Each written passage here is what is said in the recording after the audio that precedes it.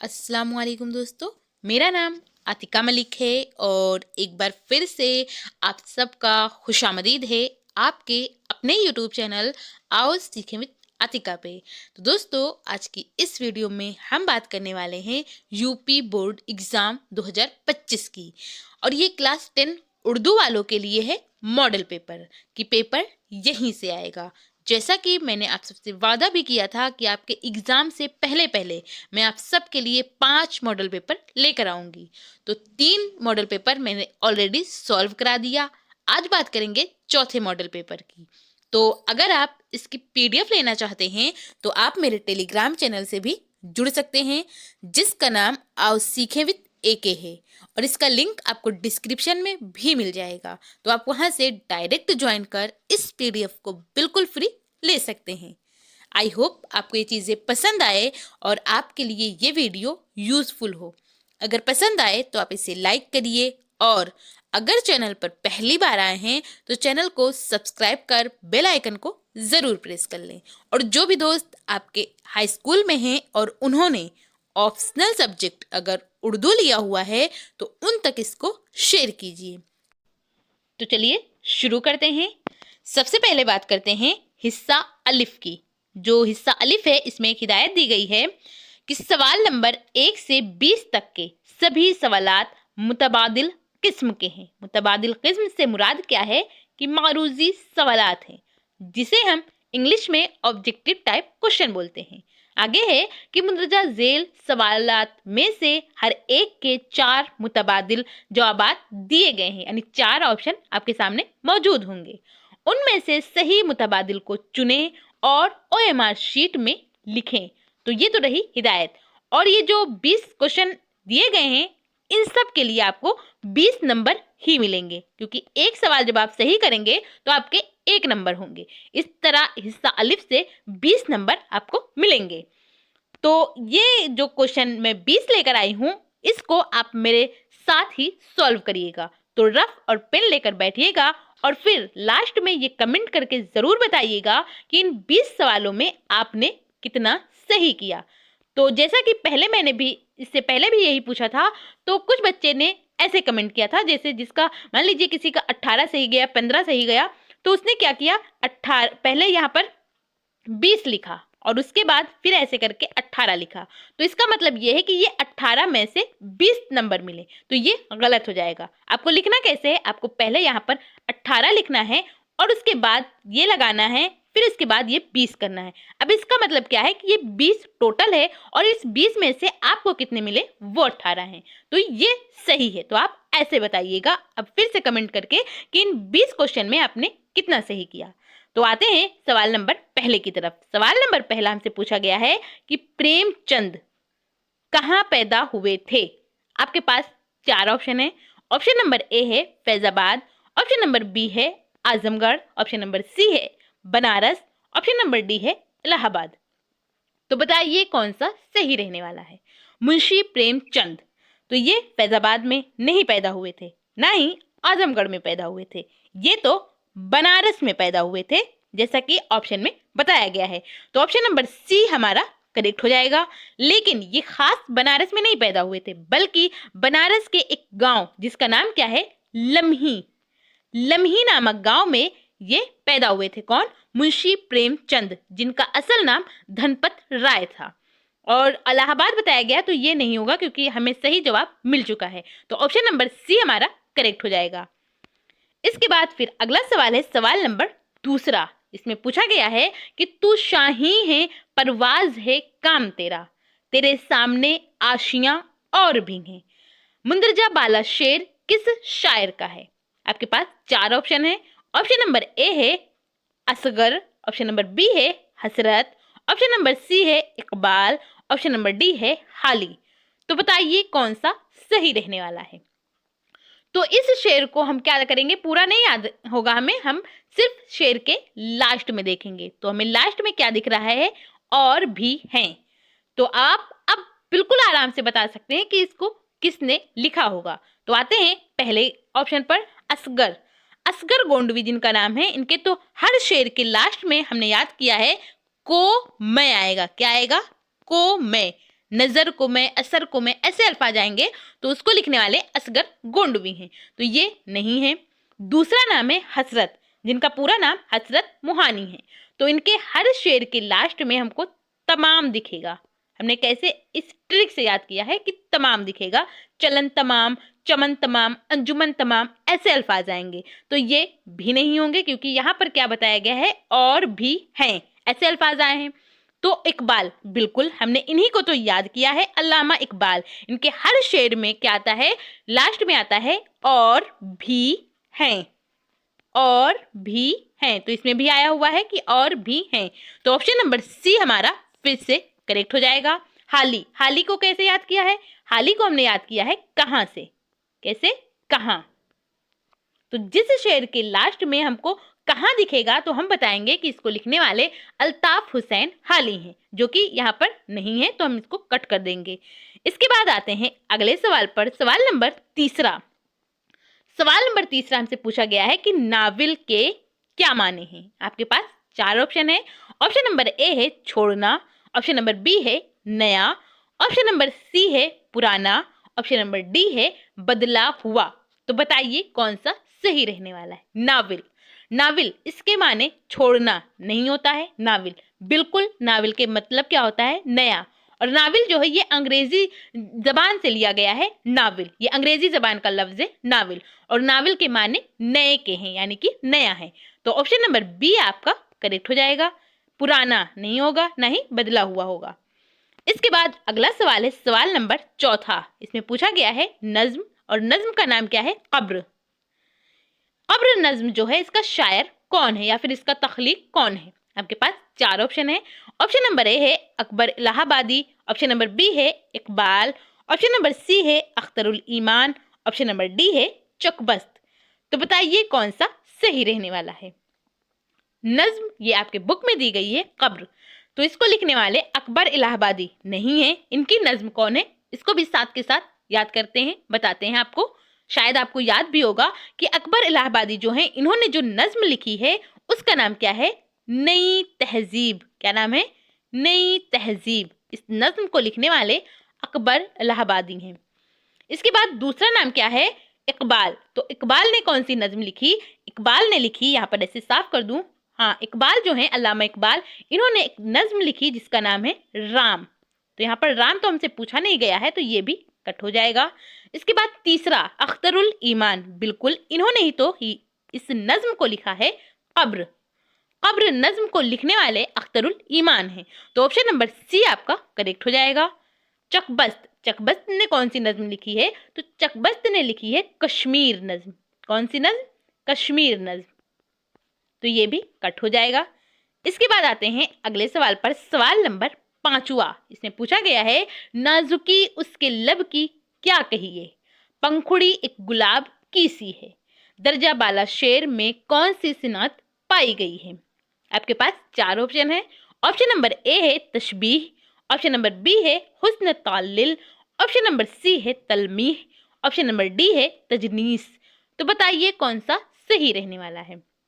अब इस शेर को अगर आप गौर से देखेंगे तो आप पहचान जाएंगे कि इसमें कौन सी सिनात पाई गई है। इसमें जो मीर तकी मीर है, चूंकि ये शेर जो है वो मीर तकी मीर का है, तो मीर तकी मीर इसमें कहते हैं वो अपने महबूब के होठों की तारीफ कर रहे हैं। वो कह रहे हैं कि उसके होठ, जो मेरा महबूब है उसके होठ की नाजुकी मैं आपको क्या बताऊं। ऐसा लगता है मानो वो एक गुलाब की पंखुड़ी हो। तो यहाँ पर लफ्ज आया सी, यानी गुलाब की पंखुड़ी की तरह है।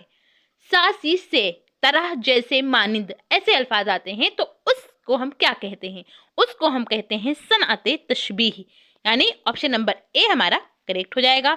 लेकिन हम बाकी जो ऑप्शन है वो क्या कहते हैं उसको भी समझेंगे, क्योंकि जब हमसे अगली बार कोई और अगर भी पूछा जाए तो हम उसको भी बता पाए। हुस्न ताल्लिल, हुस्न ताल्लिल वो ऐसे शेर होते हैं, ऐसा कलाम होता है जिसमें हकीकत में जो चीजें हो सकती हैं वो नहीं बयान की जाती है, बल्कि उसमें जो शेर होता है उसके और ज्यादा हुस्न को बढ़ाने के लिए, निखारने के लिए कुछ अल्फाज अपने तरफ से ऐड कर दिया जाता है। जैसे एक शेर था कि प्यासी जो थी सिपाह खुदा 3 रात की, साहिल से सर पटकती थी मौजे फुरात की। तो इसमें शायर ने क्या बताया है कि जो खुदा के सिपाही यानी हजरत इमाम हुसैन रज़ियल्लाहु ताला अन्हु और उनके जो साथी थे वो 3 दिन के प्यासे थे। तो जो मौजें उठ रही थी, फुरात की लहरें ऐसे उठ रही थी, तो शायर बता रहा है कि वो अपना सर पटक रही है। वो उठ नहीं रही है बल्कि वो तो अपना सर पटक रही है। तो ये हकीकत पर मबनी नहीं है, बल्कि इस शेर के हुस्न को बढ़ाने के लिए शायर ने ऐसे अल्फाज का इस्तेमाल किया है। इसी वजह से हम कहेंगे कि इस शेर में हुस्न ताल्लिल पाया गया है। तो यहाँ पर ऐसी कोई चीज नहीं है, तो ये हमारा कट जाएगा। तलमीह, तलमीह क्या होता है? जिसमें कोई पुरानी तारीखी वाकया या फिर कोई इल्मी इस्तिलाह की तरफ इशारा किया जाए जो कुरान व हदीस से साबित हो। तो वैसे कलाम या वैसे शेर को हम तलमीह बोलते हैं। तो तलमीह भी यहाँ नहीं है। इसके बाद अगला आता है तजनीस। तो तजनीस क्या है? तजनीस में दो ऐसे अल्फाज आते हैं जो या फिर लिखे सेम जाते हैं या फिर बोले सेम जाते हैं। कभी कभी ऐसा होता है कि बोले अलग जाते हैं लेकिन लिखे सेम ही जाते हैं। तो दो ऐसे अल्फाज जो लिखे सेम जाएं लेकिन बोले, कभी कभी तो बोले भी सेम जाते हैं लेकिन उनके जो माने हों उनमें अख्तिलाफ हो, यानी वो अलग अलग हों, उसी को हम तजनीस बोलते हैं। जैसे एक शेर है कि गले से मिलते ही, क्या है?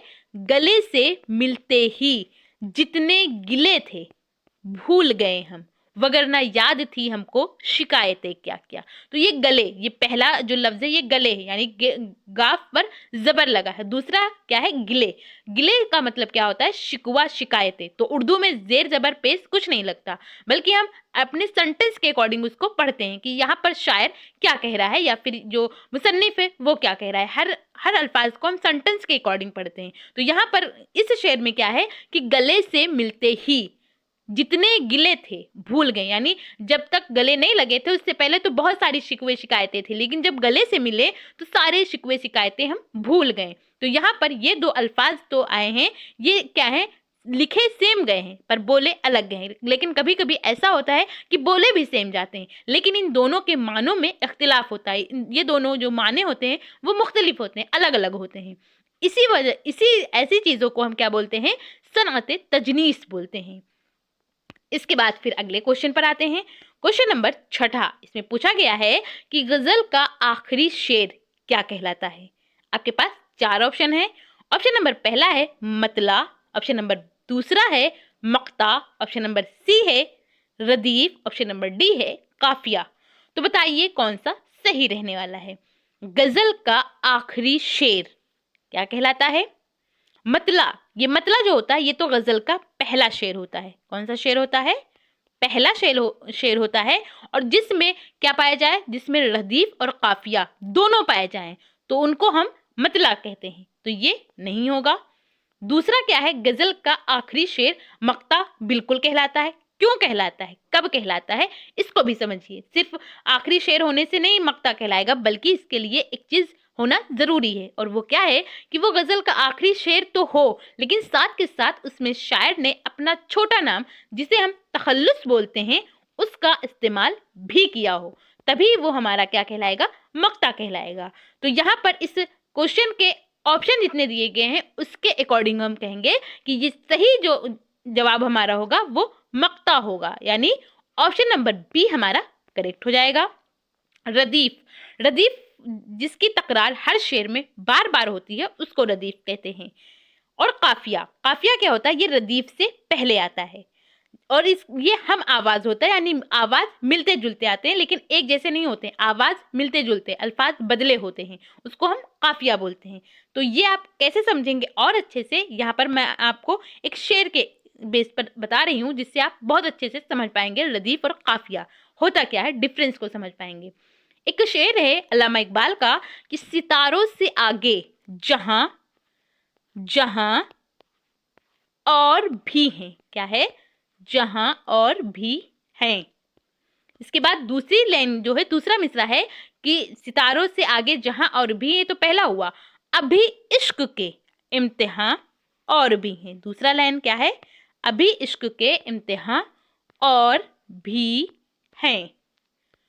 तो यहाँ पर जो है रदीफ और काफिया किसे कहते हैं? ये जो और भी हैं आया हुआ है, इसको हम रदीफ बोलते हैं। क्या बोलते हैं? रदीफ बोलते हैं, जिसकी तकरार हर शेर में बार बार होती है तो उसको रदीफ कहते हैं। तो ये बार बार हुई है तो हम इसको रदीफ कहेंगे। काफिया, ये हम आवाज होते हैं, यानी मिलते जुलते अल्फाज होते हैं। आवाज होती है वो मिलती जुलती होती है, जैसे जहां, इम्तिहान। तो ये एक जैसे नहीं है, मिलते जुलते अल्फाज हैं और ये पहले आया हुआ है, किससे? रदीफ से। तो जो रदीफ से पहले आता है और हम आवाज होता है, मिलते जुलते अल्फाज होते हैं, तो इन्हीं को हम काफिया बोलते हैं। आई होप मैं आपको रदीफ और काफिया बहुत अच्छे से समझा पाई हूँ। इंशाल्लाह अब आप कभी नहीं भूलेंगे अगर आप ऐसे याद कर लेंगे तो। इसके बाद अगले सवाल पर आते हैं, सवाल नंबर 7वां। इसमें पूछा गया है फोर्ट विलियम कॉलेज किस सन में कायम हुआ था? आपके पास 4 ऑप्शन है। ऑप्शन नंबर ए है 1803, ऑप्शन नंबर बी है 1700, ऑप्शन नंबर सी है 1800, ऑप्शन नंबर डी है 1802। तो बताइए कौन सा सही रहने वाला है? फोर्ट विलियम कॉलेज ये जो कायम हुआ था ये 1803 में नहीं, ना ही 1700 में, बल्कि ये तो कायम हुआ था सन 1800 ईस्वी में, यानी ऑप्शन नंबर सी हमारा करेक्ट हो जाएगा। और कब, कहाँ कायम हुआ? ये तो हुआ कब कायम हुआ, लेकिन कहाँ, किस शहर में कायम हुआ, तो ये भी आपको पता होना चाहिए कि फोर्ट विलियम कॉलेज जो है ये कलकत्ता में कायम हुआ था। कब कायम हुआ था? तो सन 1800 ईस्वी में। 1802 ये भी नहीं होगा क्योंकि हमें सही जवाब मिल चुका है। इसके बाद आते हैं अगले सवाल पर, सवाल नंबर 8वां। इसमें पूछा गया है जिगर मुरादाबादी का असल नाम क्या है? आपके पास 4 ऑप्शन है। ऑप्शन नंबर ए है Fazlul Hasan, option number B है Ali Sikandar, option number C है Raghupati Sahay, option number D है अहमद शाह। तो बताइए कौन सा सही रहने वाला है? जिगर मुरादाबादी के नाम से हम जिनको जानते हैं उनका असल नाम फजलुल हसन नहीं है। फजलुल हसन फिर नाम किसका है? तो फजलुल हसन नाम है हसरत मुहानी का। किसका नाम है? हसरत मुहानी के नाम से जो मशहूर हैं उनका असल नाम फजलुल हसन है, सैयद फजलुल हसन। इसके बाद दूसरा ऑप्शन है अली सिकंदर। जी हाँ, बिल्कुल अली सिकंदर ही नाम तो है जिगर मुरादाबादी। जिनको हम जिगर मुरादाबादी के नाम से जानते हैं इनका असल नाम या पूरा नाम अली सिकंदर है। तो ऑप्शन नंबर बी आपका करेक्ट हो जाएगा। इसके बाद अगला है रघुपति सहाय। तो रघुपति सहाय जो नाम है ये नाम तो है फिराक गोरखपुरी के नाम से हम जिनको जानते हैं उन्हीं का नाम है, क्या नाम है?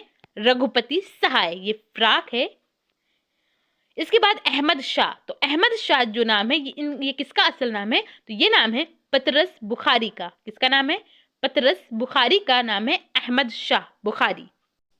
इसके बाद अगले क्वेश्चन पर आते हैं, क्वेश्चन नंबर 9। इसमें पूछा गया है कि हिंदुस्तानी तहजीब के अनासिर का ताल्लुक किस सिनफ से है?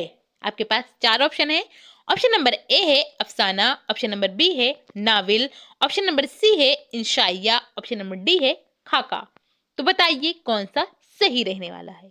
हिंदुस्तानी तहजीब के अनासिर ये कोई अफसाना नहीं है और नाविल भी नहीं है, ना ही इंशाइया है, बल्कि अब जो बचा वही सही जवाब होगा। तो हिंदुस्तानी तहजीब के अनासिर ये खाका है। खाका जिसे इंग्लिश में स्केच बोलते हैं, स्केच का ही उर्दू तर्जुमा खाका कहलाता है। तो ऑप्शन नंबर डी हमारा करेक्ट हो जाएगा। और ये जो हिंदुस्तानी तहजीब के अनासिर है इसको लिखा किसने, इसका खाका खींचा किसने? तो ये नाम भी आपको पता होना चाहिए। तो ये नाम है एहतिशाम हुसैन। कौन है? एहतिशाम हुसैन जो हैं उन्होंने ही हिंदुस्तानी तहजीब के अनासिर इस खाका को लिखा। इसके बाद अगले क्वेश्चन पर आते हैं, क्वेश्चन नंबर 10वां। इसमें पूछा गया है कि आतिशे गुल किस शायर का मजमुआ कलाम है? आपके पास 4 ऑप्शन है। ऑप्शन नंबर ए है फैज, ऑप्शन नंबर बी है हसरत, ऑप्शन नंबर सी है जिगर, ऑप्शन नंबर डी है जोश। तो बताइए कौन सा सही रहने वाला है? आतिशे गुल, आतिशे गुल हो या फिर शोलाए तूर हो? क्या नाम है? शोलाए तूर, शोलाए तूर। आतिशे गुल हुआ, शोलाए तूर हुआ, और एक और है, तीसरा है दागे जिगर। क्या नाम है? दागे जिगर। तो ये टोटल इनके 3 मजमुए कलाम हैं। अब यहाँ पर नाम से आप पहचान गए होंगे कि इसको किसने लिखा होगा, आतिशे गुल। ये जो मजमुआ कलाम है ये है जिगर मुरादाबादी का, क्योंकि तीसरा जो इनका कलाम है मजमुआ कलाम, इससे आपको अंदाजा लग गया होगा। पहला है आतिश गुल, दूसरा है शोलाए तूर, तीसरा है दागे जिगर। तो इनके टोटल 3 मजमुए कलाम ही हैं। तो ऑप्शन नंबर सी हमारा करेक्ट हो जाएगा, जिगर मुरादाबादी, जिनका असल नाम क्या है, अली सिकंदर। तो बाकी के ऑप्शन तो अपने आप हट गए। फैज अहमद फैज नहीं होंगे, हसरत मुहानी नहीं होंगे, ना ही जोश मलिहाबादी होंगे। इसके बाद आते हैं अगले क्वेश्चन पर, क्वेश्चन नंबर 11वां। इसमें पूछा गया है रईसुल अहरार किसे कहा जाता है। आपके पास 4 ऑप्शन है। ऑप्शन नंबर ए है कृष्णचंद्र, ऑप्शन नंबर बी है हसरत मुहानी, ऑप्शन नंबर सी है जोश मलिहाबादी, ऑप्शन नंबर डी है मीर तकी मीर।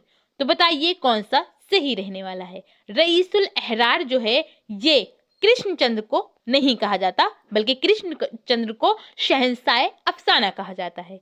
हसरत मुहानी बिल्कुल यही सही जवाब होगा, क्योंकि हसरत मुहानी यानी सैयद फजलुल हसन जो हैं उन्हीं को रईसुल अहरार कहा जाता है। तो ऑप्शन नंबर बी हमारा, ये डी नहीं बल्कि बी, ऑप्शन नंबर बी हमारा करेक्ट हो जाएगा। जोश मलिहाबादी, जोश मलिहाबादी को तो शायरे इनकलाब या फिर शायरे शबाब कहा जाता है। फिर आता है मीर तकी मीर, तो मीर तकी मीर जो है ये तो शहंशाह गजल कहलाते हैं। इसके बाद आते हैं अगले क्वेश्चन पर, क्वेश्चन नंबर 12वां। इसमें पूछा गया है कि गजल के सबसे अच्छे शेर को क्या कहा जाता है। आपके पास 4 ऑप्शन है। ऑप्शन नंबर ए है शाह बैत, ऑप्शन नंबर बी है बैतुल गजल, ऑप्शन नंबर सी है हासिले गजल, ऑप्शन नंबर डी है सभी। तो बताइए कौन सा सही रहने वाला है। गजल का जो सबसे अच्छा शेर होता है वो शाह बैत कहलाता है, बैतुल गजल भी बोलते हैं और हासिले गजल भी कहा जाता है। तो इस हिसाब से ऑप्शन नंबर डी जो है ये करेक्ट हो जाएगा, यानी कि सभी। तो ऑप्शन नंबर डी हमारा करेक्ट है। इसके बाद अगले क्वेश्चन पर आते हैं, क्वेश्चन नंबर 13वां। इसमें पूछा गया है कि बैन किस सिन्फे सुखन का जुज है। आपके पास 4 ऑप्शन है। ऑप्शन नंबर ए है कसीदा, ऑप्शन नंबर बी है मरसिया, ऑप्शन नंबर सी है मसनवी, ऑप्शन नंबर डी है रुबाई। तो बताइए कौन सा सही रहने वाला है। बैन, बैन जो बहुत तेज आवाज करके रोया जाता है उसको बैन बोला जाता है। तो रोना किस में आएगा, तो ये आप तो फटाक से बता सकते हैं कि कसीदा, कसीदा में नहीं होता है। मरसिया, बिल्कुल मरसिया के लग़वी माने ही होता है रोना या फिर मातम करना। तो जो आखिरी जुज होता है शहादत के बाद, तो इसमें बैन होता है, यानी तेज आवाज करके रोना होता है। तो ऑप्शन नंबर बी हमारा करेक्ट हो जाएगा। मसनवी नहीं है, ना ही रुबाई है।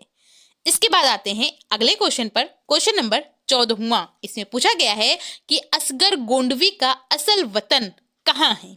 आपके पास 4 ऑप्शन है। ऑप्शन नंबर ए है गोंडा, ऑप्शन नंबर बी है फैजाबाद, ऑप्शन नंबर सी है गोरखपुर, ऑप्शन नंबर डी है लखनऊ। तो बताइए कौन सा सही रहने वाला है। अब आप इनके नाम से देखकर कंफ्यूज नहीं हो जाइए कि ये गोंडवी लिखते हैं तो इनका असल वतन गोंडा होगा। जी नहीं, बिल्कुल गलत हो जाएगा।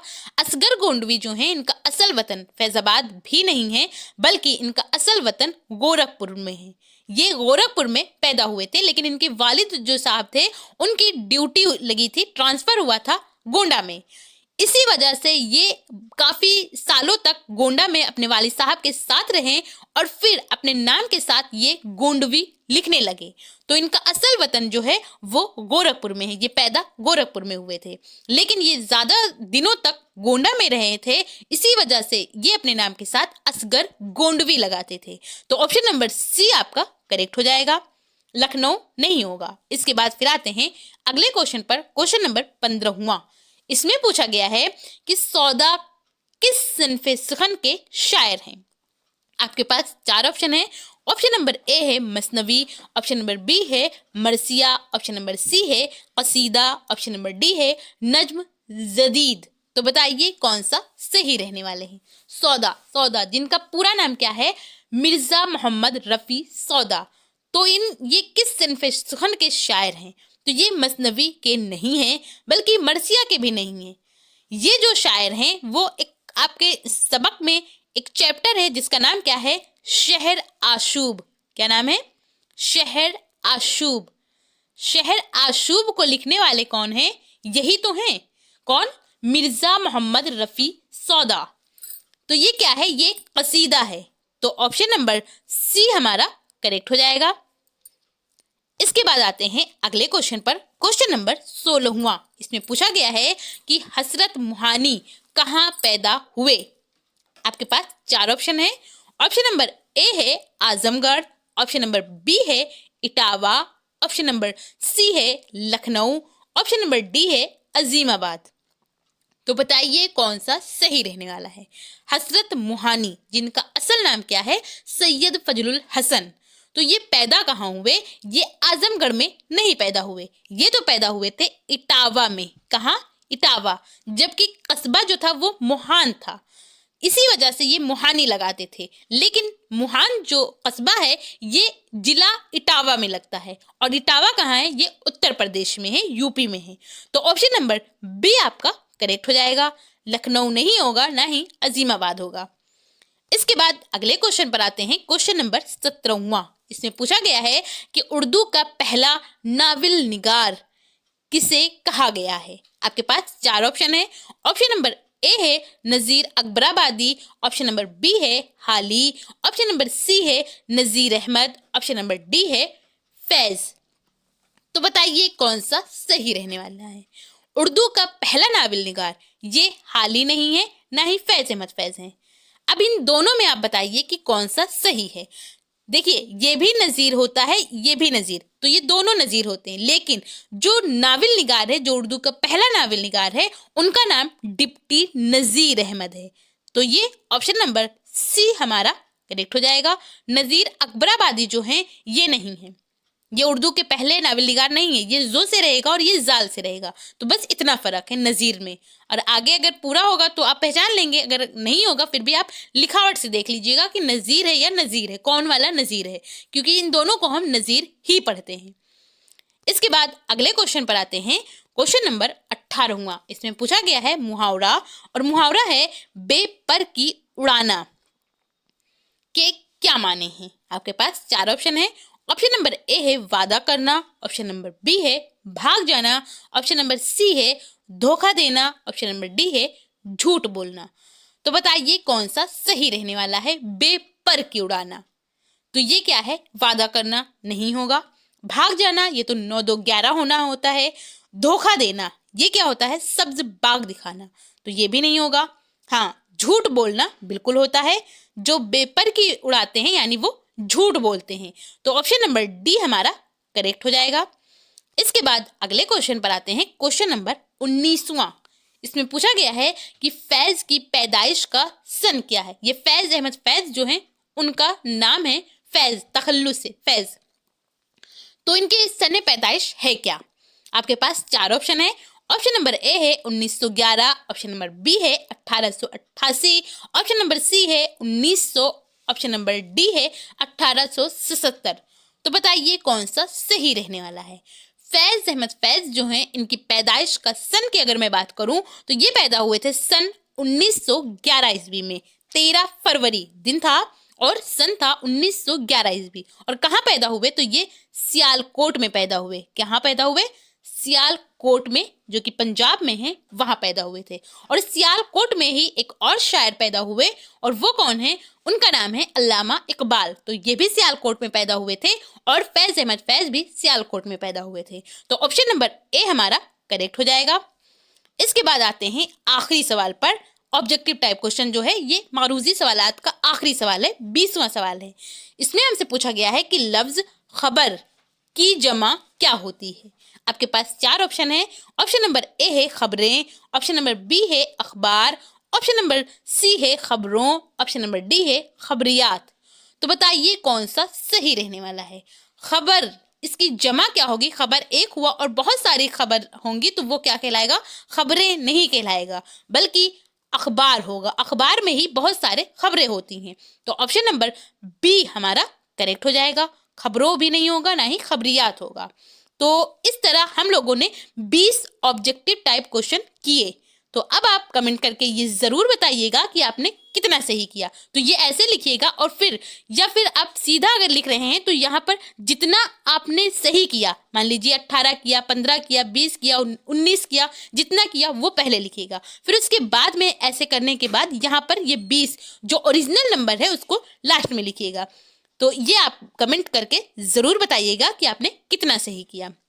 आई होप आपको ये चीज़ें पसंद भी आ रही हों और आपके लिए हेल्पफुल हो। तो अगर आपको पसंद आ रही हो तो आप इसे लाइक ज़रूर करिएगा। इसके बाद आते हैं हिस्सा बा की तरफ। हिस्सा बा से हमें 50 नंबर मिलेंगे। जैसा कि हिस्सा अलिफ से हम लोगों को 20 नंबर मिलेंगे तो 50 यहाँ से मिल जाएंगे। इस तरह आपके टोटल 70 नंबर हो जाएंगे। तो हिस्सा बा में एक हिदायत दी गई है कि मुंदरजा झेल सवालों के मुख्तसर तरीन जवाब लिखिए। अच्छा, आप में से बहुत सारे लोग इसी के लिए परेशान रहते हैं कि हम मुख्तसर तरीन जवाब जो होगा, सवाल हमसे पूछे जाएंगे तो इसकी तैयारी हम कहाँ से करें, कैसे करें, जिसके लिए आपको 6 नंबर मिलेंगे। तो मैं आपको बता दूं कि जो आपने ऑब्जेक्टिव टाइप की तैयारी की है, यानी जो मारूजी सवालात हैं 20 नंबरों के लिए पूछे जाएंगे, अगर आपने उसकी तैयारी बहुत अच्छे से कर ली तो उन्हीं में से आपके ये 6 नंबर भी कवर हो जाएंगे, यानी 26 नंबर मिलेंगे आपको अगर आपने अच्छे से ऑब्जेक्टिव टाइप को तैयार कर लिया। इसमें आपसे 3 क्वेश्चन पूछे जाएंगे और एक क्वेश्चन के लिए आपको 2 नंबर मिलेंगे। इस तरह टोटल इस वाले हिस्से से आपको 6 नंबर मिलेंगे। तो सवाल नंबर पहला यहाँ हमसे पूछा गया है कि असगर गोंडवी का कोई एक शेर लिखिए। तो असगर गोंडवी का जो शेर आपको याद आ रहा हो आप उसको लिख सकते हैं, बशर्ते ये कि उस शेर के लास्ट में को में जरूर आना चाहिए, क्योंकि जो आपके बुक में असगर गोंडवी के शेर दिए गए हैं उनके हर शेर के लास्ट में आपको को में दिखेगा। तो आप जवाब डालिए और इसमें लिखिए कि जीना भी आ गया, मुझे मरना भी आ गया, पहचानने लगा हूं तुम्हारी नजर को मैं। इसके बाद फिर सवाल नंबर 12 है। इसमें पूछा गया है अली सरदार जाफरी का ताल्लुक किस अदबी तहरीक से था। आपके जवाब लिखिएगा, चूंकि यहाँ पर ऑप्शन नहीं है तो आप जवाब लिखिएगा कि अली सरदार जाफरी जो हैं इनका ताल्लुक तरक्की पसंद तहरीक से था। इसके बाद फिर तीसरा सवाल है सवाल नंबर ता। इसमें पूछा गया है कि मिसालों के साथ सनाते तलमीह की तारीफ लिखिए। तो इसमें आप हेडिंग डालिएगा सनाते तलमीह, तजाद नहीं होगा बल्कि सनाते तलमीह। जो हमसे पूछा गया है हम उसी को हेडिंग डालेंगे और आगे लिखेंगे कि वो कलाम जिसमें किसी किस्सा या तारीखी वाकया या किसी इल्मी इस्तिलाह से मुराद ये है कि वो कुरान व हदीस की तरफ इशारा करे, यानी कुरान व हदीस से वो बातें साबित हों, उसी को हम क्या बोलेंगे, उसी को हम इल्मी इस्तिलाह कहते हैं, की तरफ इशारा करे तो क्या होगा, तो हम सनअते तलमीह कहते हैं। जैसे मिसाल के तौर पर एक शेर है कि बेकतर कूद पड़ा आतिशे नमरूद में इश्क, अकल है महू तमाशाए लब्बाम अभी। तो ये शेर जो है ये अल्लामा इकबाल का है और इसमें किस बात का जिक्र है, तो ये तारीखी वाकया का बयान हो रहा है। कब की बात हो रही है, ये बात हो रही है हजरत इब्राहिम अलैहिस्सलाम के दौर में। हजरत इब्राहिम अलैहिस्सलाम को जो नमरूद बादशाह था ये आग में डलवाना चाह रहा था, तो वो खुदा से उनकी ऐसी इश्क थी, ऐसा लगाव था कि उनको वो नमरूद को खुदा ना कहकर बल्कि वो तो अल्लाह रब्बुल इज्जत को एक कहते थे। कौन? हजरत इब्राहिम अलैहिस्सलाम। तो वो खुद ही कूद पड़े थे आतिशे यानी कि आग में। किसकी आग में? नमरूद की आग में। वो इश्क में थे, वो उनको पता था कि अल्लाह रब्बुल इज्जत उनको जलने नहीं देंगे। तो ये बातें कुरान व हदीस से साबित हैं, इसी वजह से हम कहेंगे कि इस शेर में सनअते तलमीह पाई गई है। इसके बाद फिर आते हैं दूसरा, यहाँ पर हिदायत दिया गया है। सवाल नंबर दूसरा है कि मुंदरजा झेल सवालों के मुख्तसर जवाब लिखिए। मुख्तसर जवाब यानी कि आपको शॉर्ट टाइप क्वेश्चन लिखना है, जिसके लिए आपको 20 नंबर मिलेंगे और यहाँ पर आप एक क्वेश्चन जब लिखेंगे उसके लिए आपको 5 नंबर मिलेंगे और यहाँ पर क्वेश्चन कितने होंगे, तो वो 4 होंगे। इस तरह टोटल आपके 20 नंबर हो जाएंगे। تو سوال نمبر اس میں پہلا ہے کہ قصیدہ سے آپ کیا سمجھتے ہیں؟ تحریر کیجئے۔ تو آپ جواب ڈالیے گا قصیدہ، ہیڈنگ ڈالیے اور اس میں لکھیے کہ قصیدہ عربی میں دلدار یا گاڑھے گودے کو کہتے ہیں۔ کہا جاتا ہے کہ چونکہ قصیدے میں شاعر کو انتہائی ذہنی قوت صرف کر کے اس کا نچوڑ پیش کرنا ہوتا ہے، اس لیے اس کا یہ نام پڑا۔ کچھ علماء کے نزدیک یعنی کچھ ماہرین جو ہیں ان کے نزدیک قصیدہ قصد سے بنا ہے۔ قصیدہ کس سے بنا ہے؟ تو قصیدہ قصد سے بنا، اور قصد کے معنی کیا ہوتا ہے؟ ارادہ کرنا۔ کیا ہوتا ہے؟ ارادہ کرنا۔ چونکہ شاعر ارادہ کر کے ایک خاص موضوع پر پوری توجہ کے ساتھ فکر شیئر کرتا ہے، اس لیے اس صنف شعر کا نام قصیدہ پڑا۔ اصطلاح میں قصیدہ شاعری کی اس صنف کو کہتے ہیں جس میں کسی کی مدح یا مذمت کی جائے۔ مدح کے معنی کیا ہوتا ہے؟ مدح کہتے ہیں کسی کی تعریف بیان کرنا۔ مدح کے معنی کیا ہوا؟ کسی کی تعریف بیان کرنا، یا پھر مذمت کی جائے تو مذمت کہتے ہیں کسی کی برائی بیان کی جائے۔ تو یا پھر کسی کی تعریف ہو یا پھر کسی کی برائی بیان کی جائے تو اس کو ہم قصیدہ بولتے ہیں۔ غزل کی طرح قصیدے کے پہلے شعر کے دونوں مصرے ہم قافیہ ہوتے ہیں، اسے مطلع کہتے ہیں۔ باقی اشعار کے صرف دوسرے مصرے ہم قافیہ ہوتے ہیں۔ اس کے بعد آپ لکھیے گا قصیدہ کے اجزائے ترکیبی کتنے ہوتے ہیں؟ تو یہ آپ صرف اتنا بھی لکھ سکتے ہیں کہ 4 ہوتے ہیں۔ کون کون سے ہوتے ہیں ان کا نام صرف لکھ سکتے ہیں، تب بھی آپ کو 5 نمبر مل جائیں گے۔ تو یہاں پر میں نے آگے بتا دیا ہے کہ کس کے بارے میں کیا ہوتا ہے۔ جیسے کہ پہلا ہمارا ہوتا ہے تشبیب، جسے ہم تمہید بولتے ہیں۔ قصیدے کے اس حصے میں شاعر شکایت روزگار، بہار، حسن و عشق وغیرہ قسم کے مضامین نقل کرتا ہے۔ دوسرے نمبر پر آتا ہے ہمارا گریز۔ گریز جو ہوتا ہے، یہ جو تشبیب ہے، یہاں اس کو بھی سمجھ لیجئے گا کہ قصیدہ کے جو یہ جز ہوتا ہے، پہلا جز تشبیب، اسی تشبیب سے ہمارا غزل نکلا۔ تو غزل کی ابتدا کہاں سے ہوئی؟ غزل کی ابتدا اس حصے سے کس سے ہوئی؟ تشبیب سے ہوئی، اور تشبیب کس کا جز ہے؟ تو یہ قصیدہ کا جز ہے۔ تو اس کے بعد دوسرا جو جز ہمارا ہے وہ ہے گریز۔ گریز کے معنی ہوتا ہے ہٹنا۔ تو جس کے قصیدہ، یہاں پر جس کے نہیں بلکہ قصیدہ کے اس دوسرے حصے میں جس کے معنی ہٹنا ہے، شاعر تشبیب سے تعریف کی طرف قدم رکھتا ہے۔ تیسرا ہے مدح یا مذمت، یعنی تعریف یا پھر برائی۔ اس حصے میں، یہاں پر جس نہیں بلکہ اس حصے میں شاعری کی ذریعہ ممدوح کی دل کھول کر تعریف یا پھر مذمت کی جاتی ہے، یعنی تعریف بیان کی جاتی ہے یا پھر اس کی برائی کی جاتی ہے۔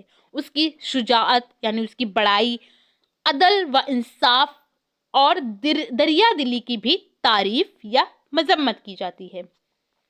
اس کے بعد آخری آتا ہے چوتھے نمبر پر حسن طلب یا پھر دعا۔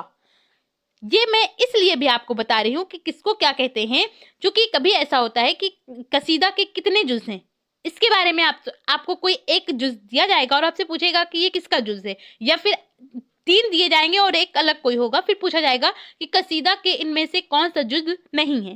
تو آپ کو سب پتا ہونا چاہیے۔ قصیدہ کے ٹوٹل 4 یا کسی بک میں آپ کو 5 بھی دکھے گا۔ جب 5 ہوگا تو حسن طلب اور دعا یہ الگ الگ ہو جائیں گے، لیکن جب 4 ہوگا تو یہ ایک ہی میں ہو جائے گا، بس اتنا فرق ہے۔ تو چوتھا جو جز ہے اس کا نام ہے حسن طلب یا پھر دعا۔ تو مدح سرائی کے بعد شاعر ممدوح کو دعا دیتا ہے اور اسی حصے میں اپنا مقصد بھی بیان کرتا ہے، یعنی جو وہ چاہتا ہے اس کے بارے میں بھی اسی حصے میں وہ بیان کر دیتا ہے۔ اس کے بعد آتے ہیں اگلے سوال پر، سوال نمبر 12۔ اس میں پوچھا گیا ہے کہ آج بھی قافلہ عشق رواں ہے کہ جو تھا، وہی میل اور وہی سنگ نشاں ہے کہ جو تھا، ضروری حوالوں کے ساتھ اس شعر کی تشریح کیجیے۔ تو یہاں پر آپ کو تشریح بتانا ہے اور حوالہ بھی بتانا ہے، جس کے لیے آپ کو 5 نمبر ملیں گے۔ تو آپ کیا کریے گا، آپ جواب نمبر ڈالیے، اس کے بعد شروعات کے الفاظ اور آخر کے الفاظ لکھیے گا کہ آج بھی قافلہ ... کی جو تھا۔ اس کے بعد پھر حوالہ ہیڈنگ ڈالیے اور حوالہ میں لکھیے کہ یہ شعر ہماری اردو کی نئی کتاب سے اخذ کیا گیا ہے، یعنی لیا گیا ہے، جس کے شاعر فراق گورکھپوری ہیں۔ जिनका असल नाम क्या है, रघुपति सहाय। उसके बाद फिर आप तशरीह हेडिंग डालिए और तशरीह में लिखिए कि फ्राक कहते हैं, चूंकि फ्राक इनका तखल्लुस है ये तो, या फिर आप फ्राक कहते हैं या फिर शायर कहता है, ये भी लिख सकते हैं कि इश्क का काफिला हमेशा रवां दवा रहा, यानी आता जाता रहा है, आज भी वही इश्क है जो पहले था, और उसको नापने का आज भी वही पैमाना है जो कल था, यानी इश्क ऐसी चीज है जो जिसको आज भी पहले की तरह महसूस किया जा सकता है। इसके बाद आता है अगला सवाल, सवाल नंबर ता। इसमें पूछा गया है कि इस्म की तारीफ लिखिए और उसकी किस्में तहरीर कीजिए, यानी आपको उसकी किस्में कितनी होती है इसके बारे में बताना है और इसमें कहते किससे हैं इसके बारे में भी बताना है। तो आप जवाब डालिए और उसके बाद इस्म हेडिंग डालिए और इसमें लिखिए कि इस्म वो कलमा है जो किसी शख्स, जानदार, जगह, चीज, काम, हालत का नाम हो। ये इस्म बेसिकली इंग्लिश में हम जिसे नाउन बोलते हैं उसी को उर्दू में इस्म कहा जाता है। जैसे मिसाल के तौर पर आप लिख सकते हैं अब्दुल्लाह, ये एक नाम हुआ, कोई शख्स हुआ। लखनऊ किसी शहर, जगह का नाम हुआ। कुर्सी कोई चीज हुई। पढ़ना कोई काम हुआ। तंदुरुस्ती, नेकी ये कोई हालत है, वगैरह का नाम हो तो इसको हम इस्म बोलते हैं। ये इस्म की तारीफ हो गई। उसके बाद आप इसकी किस्मों को बताइए। तो बनावट के लिहाज से अलग होता है और माने के लिहाज से अलग होता है। तो बनावट के लिहाज से इस्म की किस्में कितनी होती हैं, ये लिहाज होगा जो होगा। तो बनावट के लिहाज से इस्म की 3 किस्में होती हैं। नंबर 1 पर आता है जामिद। वो इस्म है जो ना खुद किसी दूसरे कलमे से बना हो और ना उससे कोई और कलमा बने, जैसे मर्द, बकरा, मेज वगैरह। दूसरा आता है मस्दर। तो मस्दर किसे बोलते हैं? मस्दर वो इस्म है जो खुद तो किसी कलमे से ना बना हो मगर उससे बहुत से कलमे बनते हों, जैसे लिखना, हंसना, बैठना वगैरह। इसके बाद तीसरा आता है मुश्तक। मुश्तक क्या होता है?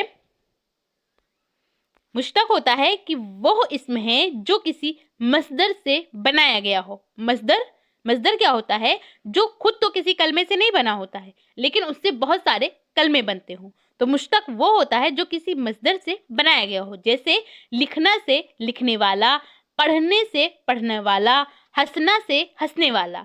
तो ऐसे इनको हम क्या कहेंगे? मुश्तक बोलेंगे। इसके बाद फिर आगे लिखिएगा आप मानों के लिहाज से इस्म की कितनी किस्में होती हैं। तो मानों के लिहाज से इस्म की 2 बड़ी किस्में होती हैं। नंबर 1 पर आता है हमारा इस्म नकरा। इस्म नकरा में आप लिखिए कि इस्म नकरा या फिर इसको इस्म आम बोलते हैं। वो इस्म है जो एक किस्म की चीजों में से हर एक के लिए यकसा तौर पर बोला जा सके, जैसे लड़का। तो इससे नहीं पता चल रहा है किस लड़के की बात हो रही, जितने भी लड़के सब आ जाते हैं। मकान, अब ये किसका घर है ये नहीं पता चल रहा है। मकान तो सभी का मकान होता है, यकसा तौर पर हम बोलते हैं। किताब, अब कौन सी किताब है ये नहीं बताई गई है, सिर्फ किताब बताया जाए तो ये इस्म नकरा है, यानी इस्म आम है। गाँव, अब किस गाँव की बात हो रही ये भी नहीं बताया गया यहाँ पर। इसके बाद दूसरा आता है हमारा इस्म मारफा। इस्म मारफा को इस्म खास भी बोलते हैं। तो इस्म मारफा या इस्म खास वो इस्म है जो किसी खास चीज, शख्स, जानदार, जगह वगैरह का नाम हो, जैसे मारूफ। अब यहाँ पर मैं कोई और नाम भी लिख सकती थी लेकिन मारूफ क्यों लिया, क्योंकि आप कंफ्यूज ना हो। अब हम बोल सकते हैं कि इस नकरा किसको कहते हैं और इस मारफा किससे कहते हैं। तो इस मारफा से ही मैंने यहाँ पर मारूफ बनाया है, क्योंकि मारूफ नाम होता है और मारफा, तो आप मारफा से मारूफ को रिलेट करके याद रखेंगे तो आपको याद रहेगा कि इस मारफा में मारूफ आता है, यानी इसमें किसी खास चीज, जगह, शख्स की बात होगी तो हमारा वो इस्म मारफा कहलाएगा। इस नकरा यानी जो चीजें सभी के लिए एक तौर पर बोली जाएं तो उनको इस नकरा या फिर इस्म आम बोलते हैं। लेकिन इस्म मारफा जो होता है तो मारूफ से याद रखिएगा तो आप जान जाएंगे कि ये खास चीज की बात हो रही है, यानी ये इस्म खास है। तो मारूफ हुआ, देहली हुआ, कुरान शरीफ हुआ। अब ये बहुत सारी किताबों में आपने कुरान शरीफ की बात कर दी तो ये कोई खास किताब की बात हो गई। ऐसे ये गंडारा, تو یہ گنڈارا ایک گاؤں ہے اور یہ خاص گاؤں ہے، تو یہ ایک الگ نام ہے۔ گاؤں تو بہت سارے گاؤں آ سکتے ہیں، لیکن گنڈارا تو یہ ایک الگ گاؤں ہے، وہ دو نہیں ہو سکتے، وہ صرف ایک ہی ہوگا۔ تو گنڈارا لکھ سکتے ہیں، قرآن شریف، دہلی، معروف، اس کے علاوہ بھی آپ چیزیں لکھ سکتے ہیں جو خاص چیزیں ہوں۔ اس کے بعد پھر آتا ہے اگلا سوال، سوال نمبر 7۔ اس میں پوچھا گیا ہے کہ مندرجہ ذیل محاوروں ضرب الامثال میں سے 5 کے معنی بتاتے ہوئے اپنے بنائے ہوئے جملے میں استعمال کیجیے۔ اس کے لیے بھی آپ کو 5 نمبر ہی ملیں گے، اور یہاں پر آپ کو ایگزام میں کبھی 10 اور کبھی 8 جملے دیکھنے کو ملیں گے، لیکن یہاں پر ہم کو 5 کرانے ہیں تو میں نے 5 ہی لیا ہے۔ پہلا ہے آب آب ہونا، دوسرا ہے آسمان سر پر اٹھانا، تیسرا ہے آگ بگولا ہونا، چوتھا ہے آنکھیں چرانا، اور پانچواں ہے خاک چھاننا۔ تو اب ہم ان 5 کو کرتے ہیں۔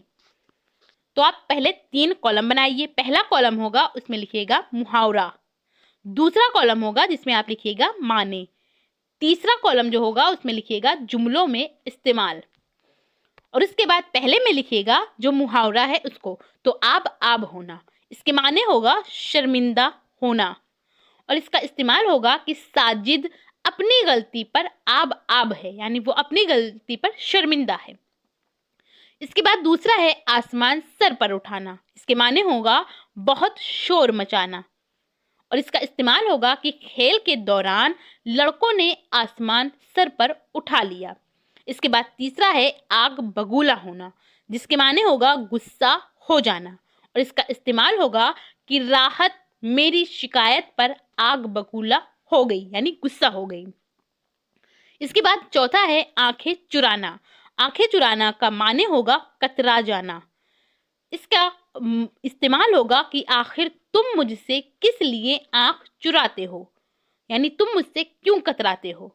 اس کے بعد پانچواں ہے خاک چھاننا، تو خاک چھاننا کا معنی ہوتا ہے ٹھالی پھرنا، اور اس کا استعمال ہوگا کہ عابد خاک چھانتا پھر رہا ہے۔ اس کے بعد پھر آتا ہے یہاں پر سوال نمبر 3۔ اس میں ہدایت دی گئی ہے کہ مندرجہ ذیل سوالوں کے تفصیلی جواب لکھیے۔ تفصیلی جواب سے مراد کیا ہے کہ یہ ہمارا لانگ ٹائپ کوشچن ہے، جس کے لیے ہم کو 24 نمبر ملیں گے۔ کتنے نمبر؟ 24، اور 4 کوشچن ہوں گے۔ کیا ہوگا؟ یہاں پر 24 نمبر ملیں گے، 4 کوشچن ہوگا، ایک کوشچن کے لیے آپ کو 6 نمبر ملیں گے۔ اس طرح ٹوٹل آپ کے 24 نمبر اس جو لانگ ٹائپ کوشچن ہے اس سے ہو جائیں گے۔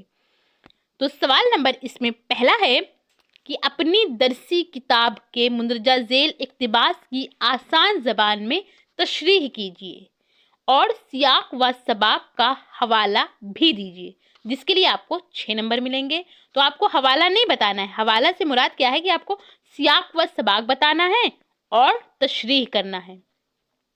یہ اقتباس جو آپ نے پڑھی ہے اس اقتباس سے آپ کو بتانا ہے اپنی درسی کتاب میں سے۔ تو یہاں پر یہ دیا گیا ہے جو اقتباس، اس کے شروعات کے الفاظ اور آخر کے الفاظ آپ دیکھیے گا اور اس کو کاپی میں لکھیے گا کہ خاکساری اور فروتنی ... محبوب کرتے ہیں۔ اس کے بعد ہیڈنگ ڈالیے گا سیاق و سباق، اور اس میں لکھیے گا کہ اس عبارت کو مولوی عبدالحق جنہیں بابائے اردو کے نام سے جانا جاتا ہے، کس کے نام سے؟ بابائے اردو کے نام سے جانے جاتے ہیں مولوی عبدالحق، یعنی فادر آف اردو۔ تو اس عبارت کو مولوی عبدالحق کے مضمون حالی سے لیا گیا ہے۔ کس سے؟ حالی، جو الطاف حسین حالی ہیں ان کے اوپر انہوں نے مضمون لکھا ہے۔ اس سبق میں مولوی صاحب نے حالی کی سیرت کے مختلف پہلوؤں پر روشنی ڈالی ہے، خاکہ کھینچا ہے۔ اس کے بعد پھر آپ تشریح ہیڈنگ ڈالیے گا اور تشریح میں لکھیے کہ مولوی عبدالحق کہتے ہیں کہ مولانا میں سادگی، مولانا یعنی مولانا الطاف حسین حالی کی بات کر رہے ہیں، کہ مولانا میں سادگی اور انکساری کوٹ کوٹ کر بھری تھی۔ وہ بڑے عجیب و غریب شخصیت کے مالک تھے، بڑوں کا ادب کرتے، چھوٹوں سے پیار، کبھی بھی خود کو کسی سے بڑا نہ سمجھتے۔ مولوی عبدالحق لکھتے ہیں کہ ایک بار میں اور مولوی عبدالحمید صاحب حالی سے ملنے علی گڑھ گئے۔ وہ ہمیں آتا دیکھ کر ایک دم کھڑے ہو گئے. ہمیں شرمندگی کا احساس بھی ہوا.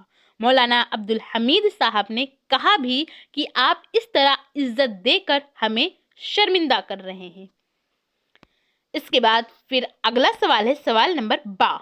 اس میں پوچھا گیا ہے کہ مندرجہ ذیل عنوانات میں سے، عنوانات سے مراد کیا ہے؟ یہ جمع ہے عنوان کی. عنوان کہتے ہیں ٹاپک کو. تو بہت سارے ٹاپک یہاں پر دیے گئے ہیں، ان میں سے آپ کو کسی ایک پر مضمون لکھنا ہے. مضمون جسے انگلش میں ایسے بولتے ہیں. کیا بولتے ہیں؟ ایسے. اور ہندی میں اسی کو نبندھ کہتے ہیں، جس کے لیے آپ کو 6 نمبر ملیں گے. تو یہاں پر پہلا نام ہے تاج محل، دوسرا ہے برسات کا موسم، تیسرا ہے کمپیوٹر، چوتھا ہے حب الوطنی، پانچواں، یہ چوتھا نہیں، یہ پانچواں ہے الیکشن. تو اب تک ہم لوگوں نے تاج محل کیا، برسات کا موسم کیا، کمپیوٹر کیا. اب یہ حب الوطنی، وطن سے محبت، یہ مضمون بتایا تھا گلزار احمد نے. ان کا کمنٹ آیا تھا کہ وطن سے محبت یعنی حب الوطنی، اس پر میں مضمون بناؤں. تو میں نے سوچا کیوں نہ اس کو ماڈل پیپر میں ہی ایڈ کر لیا جائے. تو یہاں پر آج ہم بات کریں گے حب الوطنی پر مضمون کیسے لکھنا ہے. اس کے بعد پھر الیکشن پر کیسے کرنا ہے اس کو بھی سیکھیں گے اگلے والے انشاءاللہ، اگلا والا جو ماڈل پیپر ہوگا اس میں. تو آپ ہیڈنگ ڈالیے گا حب الوطنی یا پھر وطن سے محبت، یہ ایک ہی بات ہے. اس میں لکھیے گا کہ ہندوستان مختلف مذاہب، تہذیب، زبان اور رسم و رواج کا مالک ہے. یہاں کی گنگا جمنی تہذیب اس چمن کے مانند ہے جہاں رنگ برنگ پھولوں کے ایک ساتھ کھلنے اور لہرانے کی وجہ سے اس کی رونق اور دلکشی کو دیکھ کر اس کو گلستان کہا گیا. ہندوستان اپنی رنگا رنگ تہذیب کے لیے زمانہ قدیم سے مشہور رہا ہے، یعنی بہت پہلے سے وہ فیمس ہے. جس طرح باغباں جو مالی ہوتا ہے اپنے چمن کی زینت اور پھولوں کی خوبصورتی کو باقی رکھنے کے لیے اس کی تراش خراش اور نوک و پلک درست کرتا ہے، اسی طرح اس ملک کی رنگا رنگ تہذیب، زبان اور مذاہب کو ایک کڑی میں باندھنے کے لیے حب الوطنی یعنی وطن سے محبت کا ہونا بہت ضروری ہے.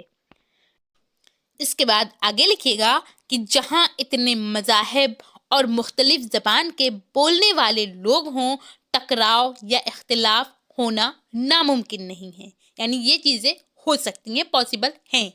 اسی بات کو مد نظر رکھتے ہوئے جہاں جمہوری نظام حکومت قائم کیا گیا، یہاں کے دستور میں ہر مذہب، دستور کس کو کہتے ہیں پتہ ہے آپ کو؟ سمویدھان کو بولتے ہیں. تو یہاں کے دستور میں ہر مذہب اور ملت والوں کو اپنے مذاہب اور رسم و رواج پر قائم رہنے، نیز اس پر عمل کرنے کی آزادی ہے، چھوٹ ہے. وہ ہر جو بھی دھرم، جو بھی مذہب کو مانتا ہو اس کے اکارڈنگ سارے رسم و رواج کر سکتا ہے، اس کو اتنی آزادی ہے. پھر بھی مذہبی جنون کبھی بھی دیوانہ اور مشتعل کر دیتا ہے. سماج میں کچھ شرپسند عناصر ہوتے ہیں جو مذہب اور زبان و علاقیت کے نام پر دنگے فساد کراتے ہیں، لڑائی جھگڑے کراتے ہیں. اس کے علاوہ کچھ مفاد پرست سیاسی پارٹیاں اور فرقہ پسند جماعتیں اپنے فائدے کے لیے ملک میں انتشار پیدا کرنا چاہتی ہیں. چونکہ ہمارا ملک وسیع ہے یعنی بہت بڑا ہے اور مختلف اقوام کے لوگ رہتے ہیں، اس لیے ان میں وطن سے محبت کا ہونا بہت ضروری ہے. اس کے بعد آگے ہے اگلا سوال، سوال نمبر تا. اس میں پوچھا گیا ہے کہ مندرجہ ذیل غیر درسی اقتباس. یہ غیر درسی کا مطلب ہوتا ہے کہ جو آپ کے بک، آپ کے سلیبس کا حصہ نہ ہو، الگ سے کوئی اقتباس آپ کو دیا جائے تو اس کا آپ کو خلاصہ کرنا ہے، اپنی زبان میں لکھیے گا، جس کے لیے آپ کو 6 نمبر ملیں گے. تو یہاں پر بھی آپ جواب نمبر ڈالیے، اس کے بعد شروعات کے جو الفاظ ہیں ان کو اور آخر کے الفاظ کو لکھیے گا. اس کے بعد پھر خلاصہ ہیڈنگ ڈالیے گا. تو جن لوگوں کی زبانیں ... سمیٹنا ہوتا ہے. اس کے بعد آپ خلاصہ ہیڈنگ ڈالیے اور خلاصہ میں لکھیے کہ جن لوگوں کی زبانیں ایک نہیں ہوتی، یعنی ایک کی زبان کچھ اور دوسرے کی کچھ اور ہوتی ہے، تو ایسے میں ترجمے کا استعمال کیا جاتا ہے، یعنی ایک زبان کو دوسری زبان میں بدلنا پڑتا ہے۔ ترجمہ کرنا کوئی آسان کام نہیں ہے کہ اظہار الفاظ کے معنی تک ہی محدود ہو، بلکہ اس کا دائرہ بہت بڑا ہوتا ہے اور اس کے ڈانڈے سب طرح سے ملے ہوتے ہیں۔ آوازوں کی باریکیاں، لب و لہجے کی ارتکاز، اظہار کی طاقت، معنی کا شور، محاورات کی ہم آہنگی، روزمرہ کی زندگی کی نوعیت، تراکیب اور علامتوں کے معنی، خطوط اور علاقائی رنگ و آہنگ کے درمیان معنی، سب کچھ اس میں شامل ہونا چاہیے۔ اس طرح آپ اتنا لکھیں گے تو آپ کے 6 نمبر پکے ہو جائیں گے۔ یہ غیر درسی اقتباس کا خلاصہ کرنا یہ کافی آسان ہوتا ہے۔ اس کے بعد پھر سوال نمبر 7 ہے، اس میں پوچھا گیا ہے کہ مندرجہ ذیل ادیبوں یا شاعروں میں سے کسی ایک کے حالات زندگی اور ادبی خدمات پر تفصیل سے روشنی ڈالیے، جس کے لیے آپ کو 6 نمبر ملیں گے۔ اچھا، یہ جو میں آپ کو امپورٹنٹ حالات زندگی یا پھر مضمون یہ ساری چیزیں بتا رہی ہوں، ماڈل پیپر بتا رہی ہوں، تو یہ جیسے مان لیجیے حالات زندگی ہوا تو یہ آئے گا، لیکن اس کا یہ مطلب نہیں کہ یہی آئے گا، تو یہ آنا اور یہی آنا میں فرق ہوتا ہے۔ یہی آنا سے مراد ہے کہ میں نے کوشچن پیپر دیکھا ہے، تو ایسا نہیں ہے، میں آپ کو ایسا بتا رہی ہوں آپ کے پریویس ایئر کوشچن کے بیس پر، آپ کے سلیبس کے اکارڈنگ جو مجھے امپورٹنٹ لگتے ہیں۔ تو اگر آپ کو ان سب کے علاوہ کوئی اور امپورٹنٹ لگے تو آپ انہیں بھی یاد کر سکتے ہیں، کیونکہ ضروری نہیں یہی آ جائیں، ہاں اتنا ہے کہ آ سکتے ہیں۔ یہ ماڈل پیپر اس کا مطلب یہی ہوتا ہے کہ ایسے سوال پوچھے جا سکتے ہیں، کیونکہ اس میں بہت سارے سوال ایسے ہیں جو آپ کے ایگزام میں پہلے پوچھے جا چکے ہیں، انہی کے بیس پر جو پوچھے جا سکتے ہیں اور پوچھے گئے ہیں، دونوں کو ملا کر ہی میں نے یہ ماڈل پیپر تیار کیا ہے۔ تو مجھے لگتا ہے کہ ان 4 کو اگر آپ یاد کریں گے تو انشاءاللہ آپ کے حالات زندگی جو آپ کو ایک کرنی ہے وہ کمپلیٹ ہو جائے گی، لیکن اگر آپ کو اس کے علاوہ کوئی اور لگیں تو آپ انہیں بھی یاد کر سکتے ہیں۔ تو پہلا یہاں پر نام ہے مرزا ہادی رسوا، دوسرا ہے رشید احمد صدیقی، تیسرا ہے علامہ اقبال، چوتھا ہے حضرت موہانی۔ تو اب تک ہم لوگوں نے جو کیا ہے وہ نام کیا ہے، مرزا ہادی رسوا کو کر چکے ہیں، رشید احمد صدیقی کو کر چکے ہیں، علامہ اقبال کو کر چکے ہیں، تو آج ہم کریں گے حضرت موہانی کو۔ تو ان کے حالات زندگی کیسے آپ کو لکھنا ہے تو آپ آج اس ویڈیو میں سیکھنے والے ہیں۔ تو آپ ہیڈنگ ڈالیے گا حضرت موہانی یا پھر حضرت موہانی کی حالات زندگی، ایسا بھی لکھ سکتے ہیں۔ اس میں لکھیے گا کہ حضرت موہانی کا پورا نام سید فضل الحسن تھا۔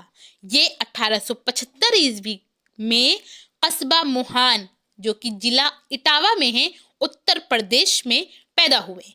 ابتدائی تعلیم گھر پر ہی حاصل کی۔ علی گڑھ سے BA کا امتحان پاس کر کے اردو زبان میں ایک رسالہ اردو معلی جاری کیا۔ کون سا رسالہ؟ اردو معلی۔ اردو معلی نام سے آپ کو ایک اور چیز بھی یاد آ رہی ہوگی، اردو معلی یہ خطوط کا مجموعہ تھا، اور وہ کس کا تھا؟ تو وہ غالب کا تھا۔ غالب جو تھے مرزا اسد اللہ خان غالب، ان کے خطوط کے مجموعہ کا نام کیا ہے؟ اردو معلی۔ اور اردو معلی ایک رسالہ ہے جس کو جاری کس نے کیا تھا؟ حضرت موہانی نے کیا تھا۔ تو یہ نام سیم ہے، لیکن یہ چیز ہے کیا؟ اگر آپ سے ایگزام میں پوچھا جائے گا تو اگر رسالہ ہوگا تو آپ حضرت موہانی بتائیے گا، اور اگر خطوط کا مجموعہ کلام ہوگا تو آپ اس کو غالب لگائیے گا۔ جو لمبے وقت تک اردو ادب کی خدمت کرتا رہا، کون؟ اردو معلی جو کہ ایک رسالہ تھا۔ حضرت موہانی ایک مذہبی انسان تھے، وہ منافقانہ اور بناوٹی زندگی کو پسند نہیں کرتے تھے۔ جدید اردو غزل میں، جدید یعنی کہ نیا اردو غزل جو ہے اس میں حضرت موہانی کا نام سر فہرست ہے۔ حضرت نے اپنی کوششوں سے غزل کو خوب سے خوب سنوارا۔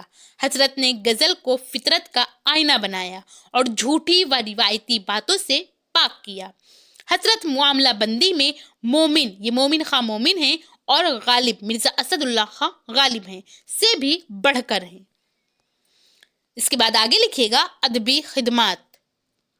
کیونکہ ادبی خدمات بھی پوچھا گیا ہے، تو آپ ادبی خدمات ہیڈنگ ڈالیے، اس کے بعد لکھیے کہ حضرت موہانی کو طالب علمی یعنی جب وہ اسٹوڈنٹ لائف میں جی رہے تھے اسی زمانے میں سے ہی شعر و شاعری کا شوق تھا، لیکن وہ تحریک آزادی میں بھی عملی طور پر شریک رہے۔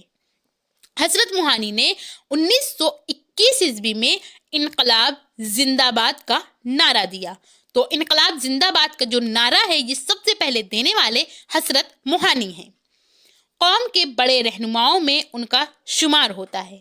ان کے رسالے اردو معلیٰ کی ضمانت ضبط کر لی گئی۔ انہوں نے کئی بار قید و ہند کی صحبتیں برداشت کی، یعنی وہ کئی بار جیل بھی گئے، لیکن آزادی کامل کے سلسلے میں، آزادی کامل کا مطلب ہوتا ہے مکمل، پورا، تو پوری آزادی کے سلسلے میں کسی سمجھوتے کے قائل نہ تھے۔ مکمل آزادی کا نعرہ سب سے پہلے انہوں نے ہی بلند کیا تھا۔ تحریک آزادی کے سلسلے میں انہیں رئیس الاحرار کے لقب سے یاد کیا گیا۔ حضرت موہانی کا انتقال 13 مئی 1951 عیسوی کو لکھنؤ میں ہوا تھا۔ تو اس طرح آج کی اس ویڈیو میں ہم لوگوں نے کلاس 10 یعنی کہ ہائی اسکول والے جو ہیں ان کا یہ چوتھا ماڈل پیپر تھا جو ہم لوگوں نے آج اس کو سالو کیا ہے۔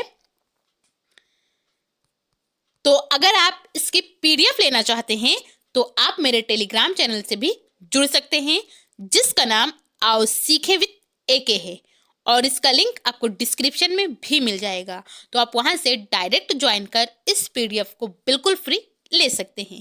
آئی ہوپ آپ کو یہ چیزیں پسند آئی ہو اور آپ کے لیے یہ ویڈیو یوزفل ہو۔ اگر پسند آئی ہو تو آپ اسے لائک کریے، اور اگر چینل پر پہلی بار آئے ہیں تو چینل کو سبسکرائب کر بیل آئیکن کو ضرور پریس کر لیں، اور جو بھی دوست آپ کے ہائی اسکول میں ہیں اور انہوں نے آپشنل سبجیکٹ اگر اردو لیا ہوا ہے تو ان تک اس کو شیئر کیجیے، اور آپ کو یہ ویڈیو کیسی لگی اپنا فیڈ بیک ہمیں کمنٹ کے ذریعے ضرور بتائیے۔ تھینک یو، ہمیشہ خوش رہیے۔